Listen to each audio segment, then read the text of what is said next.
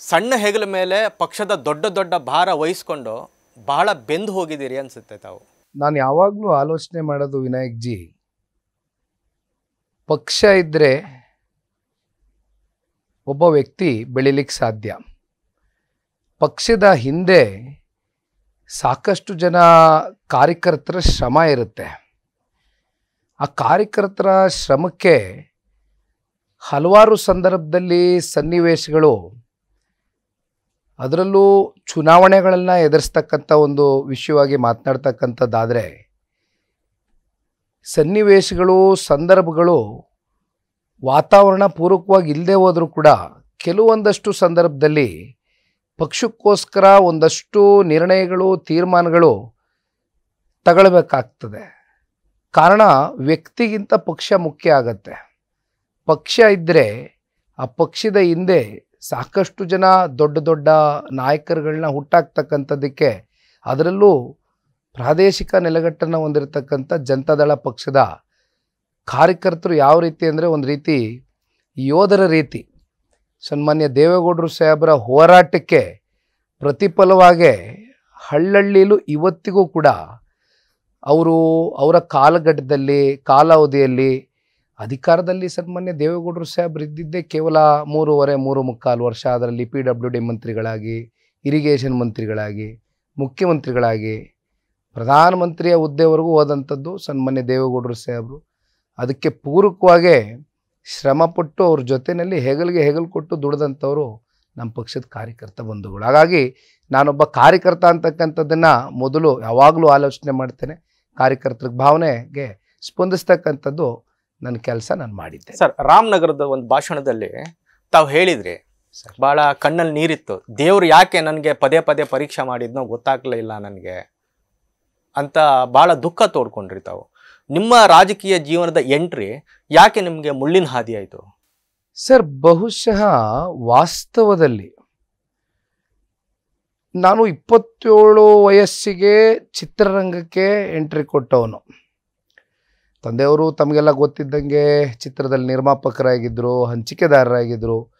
ಸ್ವಾಭಾವಿಕವಾಗಿ ಚಿತ್ರರಂಗದ ಕಡೆ ನನಗೆ ಒಂದು ಒಲವಿತ್ತು. ಇಲ್ಲ, ರಾಜಕಾರಣದ ಕುಟುಂಬದಲ್ಲಿರ್ತಕ್ಕಂಥ ನಾನು ಚಿತ್ರರಂಗದಲ್ಲಿ ಏನಾದರೂ ಒಂದು ಸಾಧನೆ ಮಾಡಬೇಕು ಅಂತಕ್ಕಂಥದ್ದು ನನ್ನಲ್ಲಿ ಒಂದು ಸವಾಲುಗಳಿತ್ತು.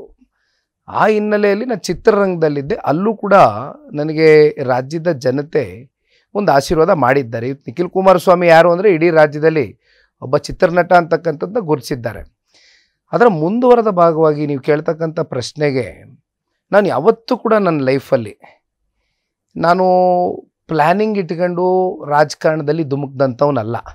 ಅಥವಾ ನಮ್ಮ ತಂದೆಯವರೇ ಈ ರಾಜ್ಯದ ಮುಖ್ಯಮಂತ್ರಿಗಳಾದಾಗ ನನ್ನ ಮಗನ್ನ ನಾನು ಇದೇ ರೀತಿ ಲಾಂಚ್ ಮಾಡಬೇಕು, ಸೇಫ್ಗಾರ್ಡ್ ಮಾಡ್ಕೊಂಡು ಅವನನ್ನು ಫಸ್ಟು MP MLA ಮಾಡ್ಕೊಬಿಡ್ಬೇಕು ಅಂತಕ್ಕಂಥದ್ದು ನಾನು ಅವರು ಎಂದೂ ಕೂಡ ಕೂತ್ಕೊಂಡು ಚರ್ಚೆ ಮಾಡಿದಂಥವ್ರಲ್ಲ.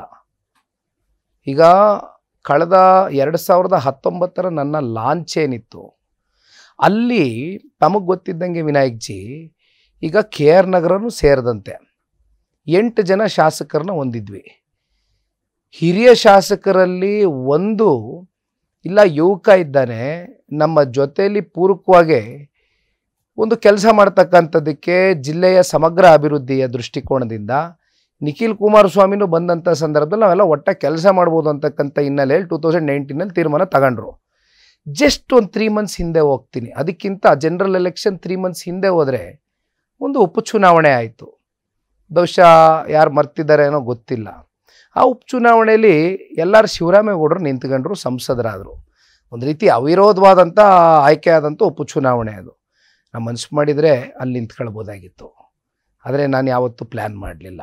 ತದನಂತರ ಈ 2018 ಕುಮಾರಣ್ಣ ಅವರು ಒಂದು ಕಡೆ ರಾಮನಗರ, ಒಂದು ಕಡೆ ಚನ್ನಪಟ್ಟಣ, ಅಕ್ಕಪಕ್ಕ ಕ್ಷೇತ್ರಗಳಲ್ಲಿ ಕಂಟೆಸ್ಟ್ ಮಾಡಿದರು.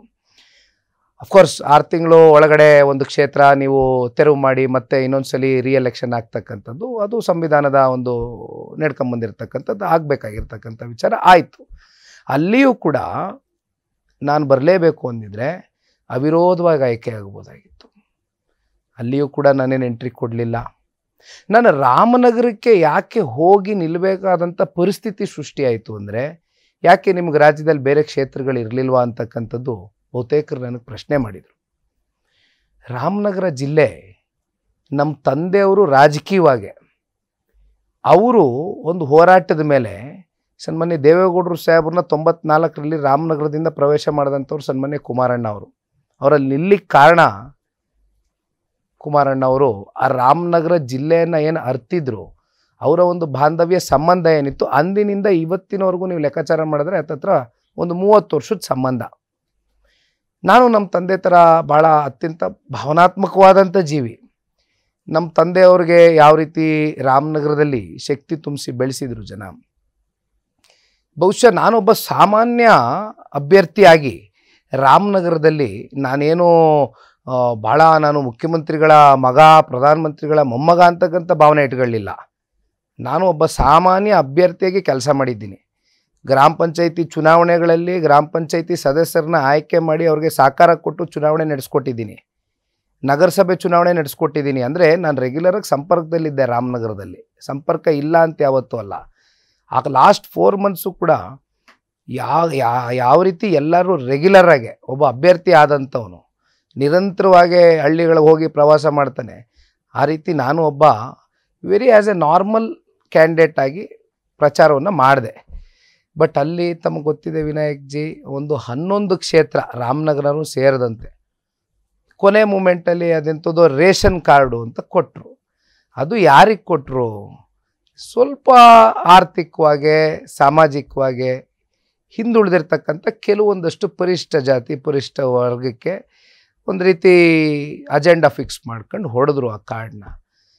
ನನಗೆ ಬೇಸರ ಆಗೋದು ಕೊನೆಗೆ ಆ ಕಾರ್ಡನ್ನು ಕೊಟ್ಟಂಥವ್ರು, ಕಾರ್ಡನ್ನು ತಗೊಂಡಂಥ ಫಲಾನುಭವಿಗಳು ಅಂತಕ್ಕಂಥದ್ದು ಪಾಪ ಅವರೇನು ಭಾವಿಸಿದ್ರು, ಅವ್ರಿಗೆ ಯಾವುದೇ ರೀತಿ ಅದರಿಂದ 5,000 ರೂಪಾಯಿ ರೇಷನ್ ಕಿಟ್ಟು ಅವ್ರಿಗೆ ಪಾಪ ದೊಡ್ಡದದು, ನಾನು ಇಲ್ಲ ಅಂತ ಹೇಳಲಿಕ್ಕಿಲ್ಲ. 5,000 ರೂಪಾಯಿ ಎಷ್ಟೋ ಮನೆಗಳಲ್ಲಿ ಬಡವ್ರ ಮನೆಯಲ್ಲಿ ಏನಾದರೂ ಅದು ರೇಷನ್ ಸಿಕ್ಕಿಬಿಟ್ರೆ 6 ತಿಂಗಳು ಅವ್ರು ಜೀವನ ಮಾಡಬಲ್ಲರು, ದೊಡ್ಡದದು. ಬಟ್ ಅವ್ರಿಗೆ ಏನೇ ಅನುಕೂಲ ಆಗಲಿಲ್ಲ, ಅದರಿಂದ 5,000 ರೂಪಾಯಿ ಆ ರೇಷನ್ನು ಸಿಕ್ಕಲಿಲ್ಲ, ಏನೂ ಆಗಲಿಲ್ಲ. ಅಂತಿಮವಾಗಿ ಈ ಚುನಾವಣೆ ವ್ಯವಸ್ಥೆ ಅಂತಕ್ಕಂಥದ್ದು ಎಲ್ಲಿಗೆ ಬಂದು ನಿಂತಿದೆ ಅಂದರೆ 5 ವರ್ಷಕ್ಕೊಂದ್ಸಲಿ ಚುನಾವಣೆ ಬರುತ್ತೆ, ಎದುರಿಸ್ತೇವೆ ನಾವು. ಹೆಂಗೋ ಯಾವುದೋ ತವಾ ಕೊಡ್ತಾರಂತೆ, ಕುಕ್ಕರ್ ಕೊಡ್ತಾರಂತೆ, ಇವೆಲ್ಲ ನಡೀತು ನಮ್ಮ ಕ್ಷೇತ್ರದಲ್ಲಿ. ನಾನೇನು ಕೊಡಲಿಲ್ಲ. ನ್ಯೂಸ್ ಫಸ್ಟ್ ನಿರ್ಭೀತಿಯಿಂದ ನಿಮ್ಮ ಪರವಾಗಿ.